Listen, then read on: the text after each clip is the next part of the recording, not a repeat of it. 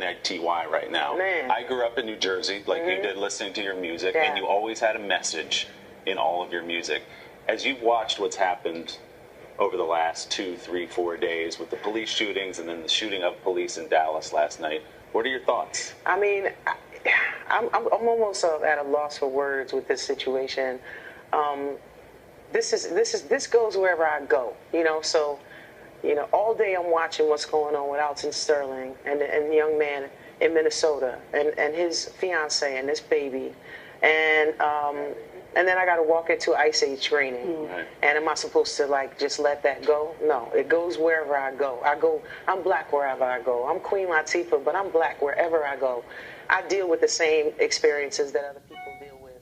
I'm also the daughter of a cop. Yeah. I'm also the sister of a cop, the cousin of cop, the niece of cops. So do I want the guns to now be turned on cops? I don't want the guns turned on police no more than I want the guns turned on us. It's really time to stop playing around with this and lying to ourselves and acting like everything is cool and everyone is perfect. It's time to make an example out of someone, as far as I'm concerned, who is a police officer. Because there's no way all these things could happen and there's no guilty police officers. What do you mean by that when you say make an example? I mean that every time these things happen, no one is really brought to justice at the end of the day. By the time it's all said and done, the police officers usually walk. And what it does is leave us feeling empty and feeling hurt and feeling like we have no recompense. And that's going to happen again. And what it also does is endanger the life of police officers. It just creates more animosity. You make all these good cops have to walk out here dealing with bad cops BS, dealing with the stuff that bad cops are doing. So, and the thing about it is cops know that they're bad cops, but you leaving them, I think their higher ups are leaving them powerless. They're leaving them with no place to go, nothing to do.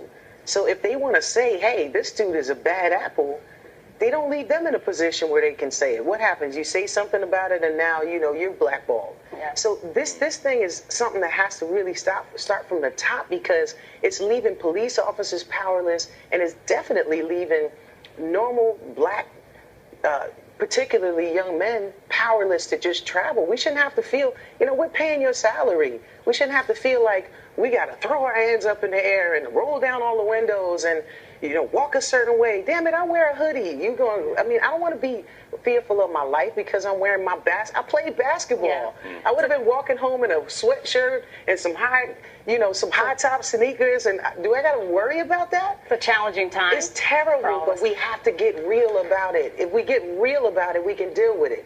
But if we want to act like, oh no, that's their problem and this only happens here, no, it's happening to all of us, and it should not have to affect all of us. We need police, and we also don't need to be the enemies of police. Like, we need to kind of really come together, face our real racial issues, and deal with what's happening, from a systemic point of view.